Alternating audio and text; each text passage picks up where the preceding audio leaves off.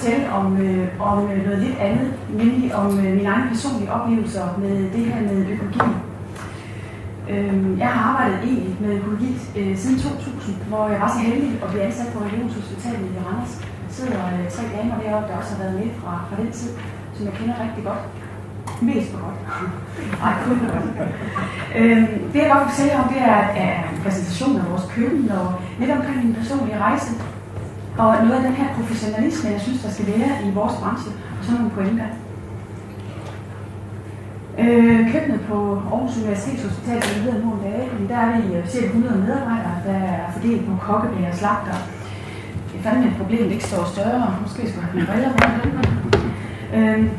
Vi laver mad til ca. 800 patienter hver dag, og så en 1200-1500 kunder i vores kantiner. Det er både kantinekunder og så gæster. Så har vi 2 køkkener i dag og 3 kantiner. Og i et af de her 2 køkkener, det var nemlig sådan, da jeg kom til Aarhus Universitetshospital for 4 år siden, der var 2 fuldstændig ens køkkener. Det vil sige, at efter et stykke tid, faktisk efter 28 dage, så sagde alle de her medarbejdere, hvad skal der nu ske? Jeg var jo leder nummer 3, tror jeg, inden for ret lang tid. Så med trætte øjne var der flere, der sagde, hvad skal der nu ske? Ja, så men hvordan ved det så hurtigt? Ja, det er virkelig godt. Jamen, jeg synes, vi skal fusionere de 2 køkkener. I skal have nye arbejdstider, I skal have ny arbejdsplads, I skal have nye kolleger, I skal til at arbejde, som I ikke har gjort herinde for de senere år. Så alt, hvad I kender, det laver vi op på. Og det var sådan en lille smule nervøs over, for at skulle sige, for jeg tænkte, jeg bliver sgu nok slagtet. Det går bare ikke godt, det her. Der var også nogen i det her oplæg, jeg holdt for medarbejderne, som sagde, nå, skal vi så til at bage ærter? Nej, det skulle vi så ikke. Men det var, jeg tror stort set, det var den eneste negative kommentar, der var. Og det var jo i virkeligheden et udslag af, om man var sikker på, hvad der nu egentlig skulle ske. Men vi lavede i hvert fald om på vores produktion. Og for 3 år siden knap 3 år siden, etablerede vi så det her slagteri og bageri i det ene af de 2 køkkener. Så vi i dag leverer til hele Aarhus Universitetshospital, i hvert fald det, der hedder Nørrebrogade til Hansensgade. Faktisk er det også sådan, at vi er så heldige, eller vi er så dygtige, er vi nødt til at sige, at vi får lov til at indsource kantinedriften på Skejby Sygehus, som har været udliciteret i nogle år. Ja, det er fedt. Det synes vi i hvert fald selv. Når vi nu er offentlig mad har altid fået høvl. Så når det går den anden vej rundt, så synes vi, at det er meget tilpas. Så har vi ligesom så mange andre, vi uddanner næringsassistenter og bager og slagter, og så har vi også PB'er i studiepraktik. Og så løser vi simpelthen alle de opgaver, vi kan komme i nærheden af. Alle sære opgaver, fordi det giver nemlig vores hverdag udfordring og glæde og også frustration. Noget af det, der er det allervigtigste for os, det er jo i virkeligheden vores mission. Vores mission, der handler om, at vi er til for patienternes skyld. Vi er til for at sikre, at de faktisk bliver raske af den mad, vi laver til dem. Og det er et af de fokusområder, som hospitalet har vedtaget, at man vil arbejde med i langt højere grad i fremtiden, at ernæring skal have sit særlige spor. Det har nemlig ikke været sædvane, at man har gjort det i Aarhus. Der har man bare sagt, at vi er vigtige selvfølgelig i køkkenet, men man har ikke turde sige højt, at ernæring skulle være en del af behandlingen. Og det gør man nu. Det er en sejr for os.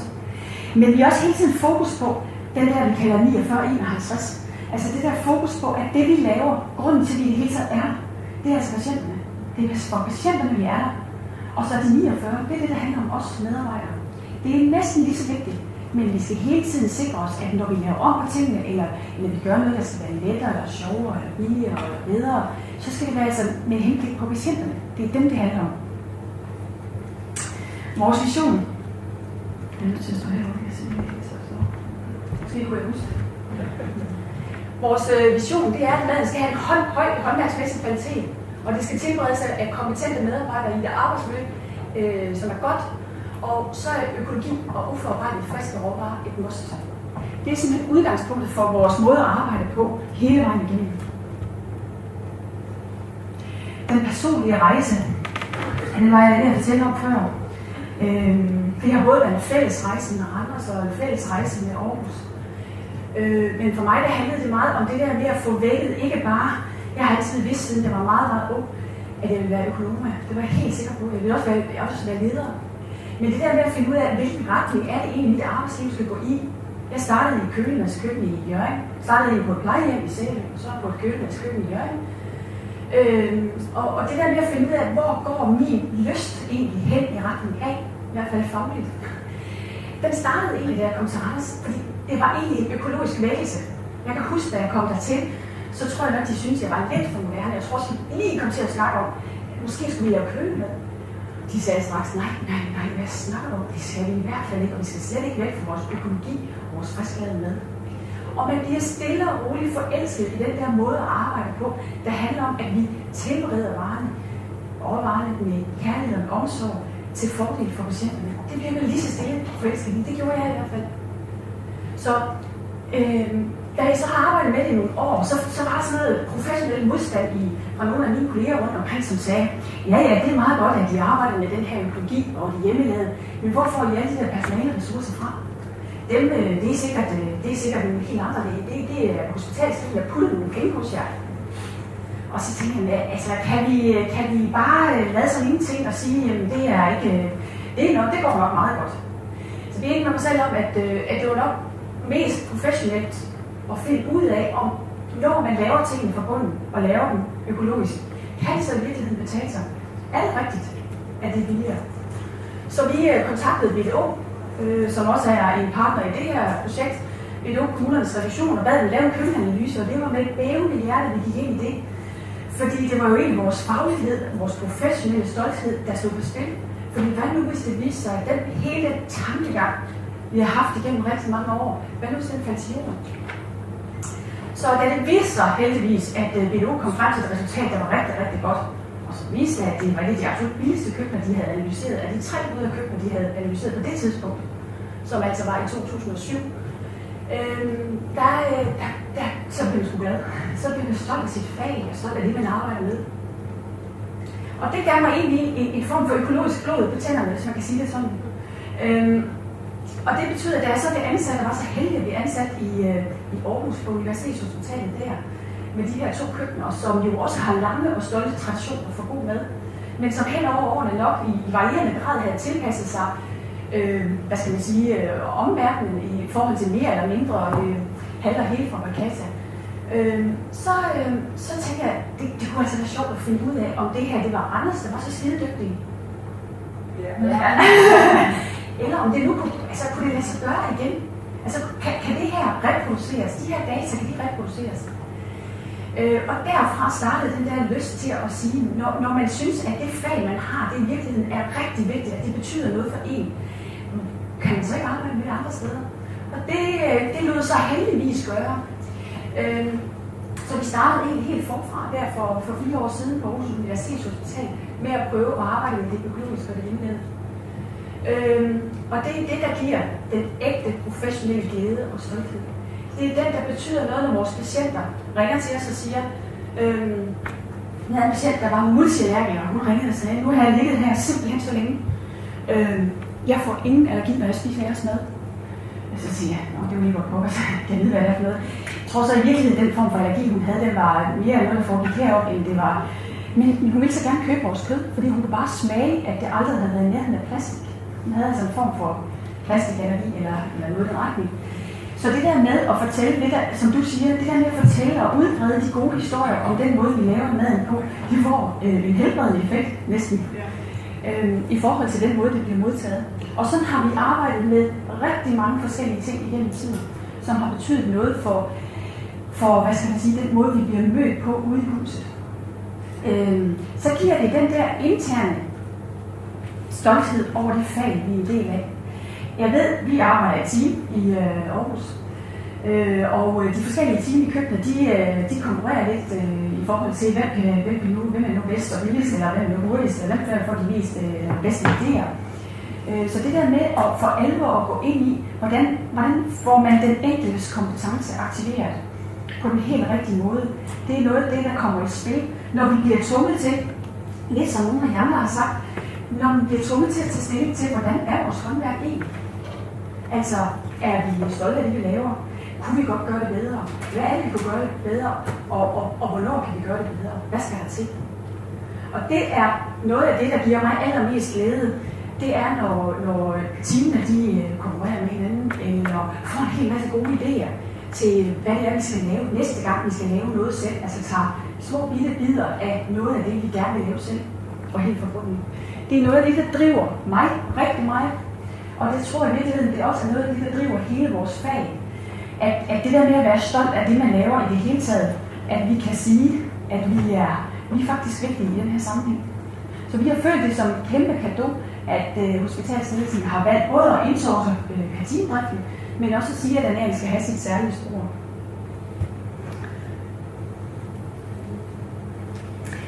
Det der med måden, man gør det på, der er jo selvfølgelig mange vinkler på det, men det jeg har tænkt om det er, at når man skal lave en omlægning, som har den her karakter, vi bruger 21 millioner på fødevarer, det siger selvfølgelig lidt om den størrelse, vi har. Ikke kæmpe stor, men alligevel en vis størrelse.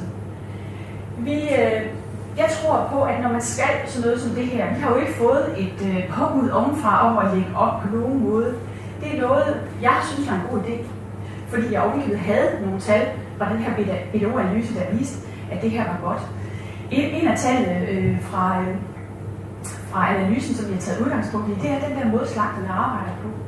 Vi ved, at når vi producerer hjemmelavet pålæg i Aarhus, så koster det et sted omkring 60 kroner per kilo for rullepølser og spejlepølser og alle mulige andre slags pålæg. Og hvor er det lige, man kan købe det ude i byen til den pris? Og ovenikøb er hjemmelavet og økologisk. Vi kan ikke engang købe det i konventionel kvalitet til den pris. Så skal det i hvert fald være dårligt. Og helt eller fyldt med vand eller andre spændende ting. Så jeg tror, at når man skal lave de her omlægninger, så er det rigtig vigtigt at have en klar vision, der ikke kan forhandles. Det vil sige, det nytter ikke noget, at vi sætter os ned og siger, ja, måske kunne det være en god idé med det der økologi, og det snakker vi lige lidt om, og når hvis der er nogen, der synes, det ikke er en god idé, så gør vi det ikke. Det tror jeg ikke på. Jeg tror, det handler rigtig, rigtig meget om, at vi fastsætter den her vision om det, vi skal nå. Og den vision, den diskuterer vi ikke. Der kan komme nogle påbud, der kan komme nogle venlige indstillinger på vores hospitalsledelse om et eller andet, det er vi selvfølgelig nødt til at forholde os til. Men her har vi simpelthen jeg har fået fuldstændig opbakning til den her beslutning om at lægge op til økologi. Så den klare vision, tror jeg, er udgangspunktet for i virkeligheden at lave noget, der kommer til at fungere rigtig, rigtig godt. Så handler det også for mig om at finde de gamle værdier frem om kvalitet. Den der forståelse af, hvad er god kvalitet egentlig. De småkager, jeg har spist herude, har vi lige stået og diskuteret, hvad er det egentlig, de smagte af? De kan få besvær af de svære smør. Det der med, at de er sprøde, og de er svære at smøre, og at der ikke er en masse tilsætningsstoffer, det kan man simpelthen smage på. Ja, vi tror på, at man bliver mere rask af hjemmebagte småkager, der er lavet på smør. Vi tror også på, at patienterne bliver mere raske af kyllingeprodukter, der ikke indeholder en masse vand. Det skal selvfølgelig indeholde den mængde protein, som vi alle sammen ved, det skal. Det skal indeholde saft og kraft i en grad, der gør, at man får lyst til at spise med. De gamle værdier, de er omformet i en ny strategi på Aarhus Universitetshospital, der hedder de sidste 30 cm. De sidste 30 cm er egentlig noget, som en professor på Aarhus Sygehus, som hed før, har fundet på. Og de sidste 30 cm handler om, hvad er det, der skal til for, at patienten får maden fra tallerkenen og i munden. Fordi vi kan jo snakke nok så meget om god mad og veltilberedt og kompetente medarbejdere og faglig stolthed. Hvis det ikke spiser mad, så kan det også være lige meget. Eller hvis man ligger så kort, som du sagde, at det virkelig ikke har nogen effekt. Der er så nogle helt andre roller, som vi ikke skal snakke om i dag, der handler om før indlæggelse, under indlæggelse og efter. Hvor jeg virkelig tror, at vi i langt højere grad i fremtiden skal samarbejde med kommunerne om det hele forløb. Det er en helt anden snak. Men de sidste 30 cm handler om 4 faktorer, som vi har defineret sammen med den her professor. Og den første faktor, det handler jo virkelig om nødning og madomsorg. Altså det der med at blive kredset for, at vi vil rigtig gerne behandle som individer og som noget særligt. Og det er uanset hvor vi er henne. Så når man får den rette madomsorg og nødning, når man er på et hospital, så får man også lyst til at spise noget mere. Så er der anretning. Det har vi også set lidt om. Det fortalte du noget om, Mia, det så rigtig flot ud. Det der med vores husmoranretninger, som vi vil kalde dem, hvor kartoflerne bliver slasket på tallerkenen og sovsen ovenpå, ovenover det hele, det befordrer sgu ikke ret mange patienter, der i forvejen er syge og trætte og kede af det og har kvalme. Det befordrer dem ikke til at spise. Så den her, det er i hvert fald et udviklingspunkt, vi har hos os. Det er den der anretning. Vi ville jo rigtig gerne have, at det var os, der havde ansvaret for den del. Det er det desværre bare ikke endnu. Vi presser hårdt på for at få lov. Men det er det ikke endnu. De sidste 2 faktorer, det er dem, vi har indflydelse på. Det er selvfølgelig duften. Vi tror på, at den økologiske, den hjemmelavede mad, den dufter bedre. Det ved vi, den gør. Og hvis det dufter rigtigt og dufter bedre, så er der så chance for, at vi får lyst til at spise det. Og det sidste er selvfølgelig smagen.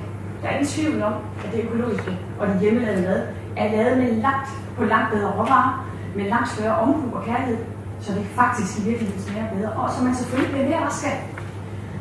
Så de gamle værdier, den gamle profession, som vi jo alle sammen, også der er fra køkkenerne, kender og har arbejdet med, det er den, vi skal have fundet frem.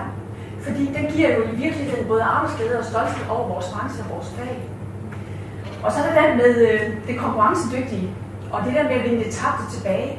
Og det tabte, at vinde det tabte tilbage handler meget for mig om vores gode navn og ryg. Det har lidt under dårlige beslutninger, dårlige køkkenledere, dårlige køkkenmedarbejdere, dårlig kvalitet, dårlige indkøbschefer, der har valgt har truffet de forkerte beslutninger, hvor det kun har handlet om at fokusere på billigst muligt. Og det gør ondt helt ned i en økonomers hjerte, når man kun tænker på det billigste.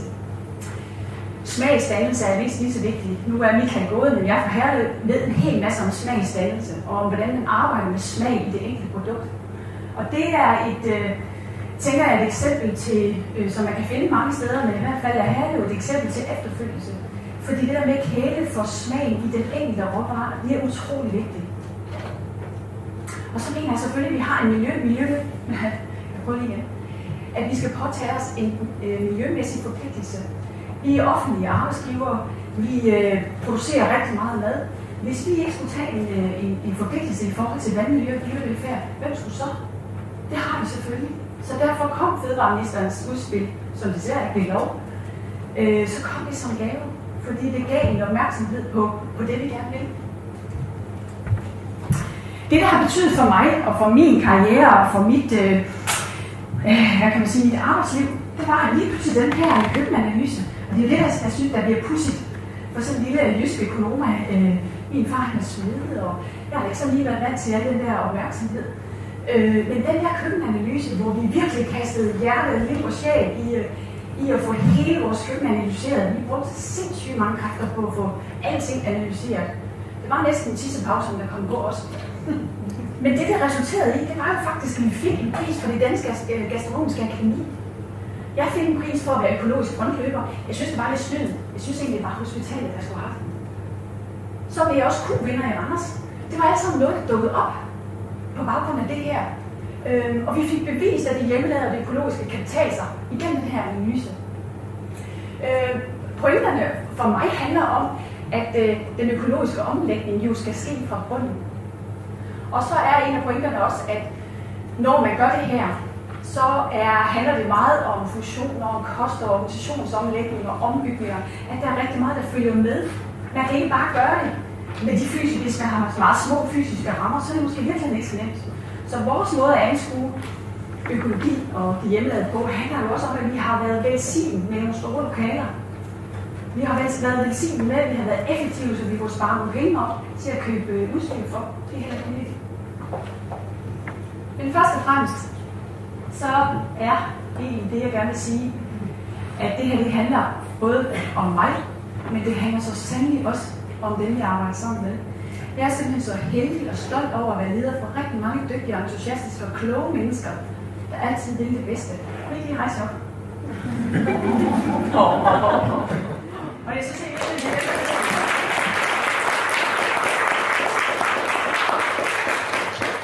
ja, det var det, jeg ville sige.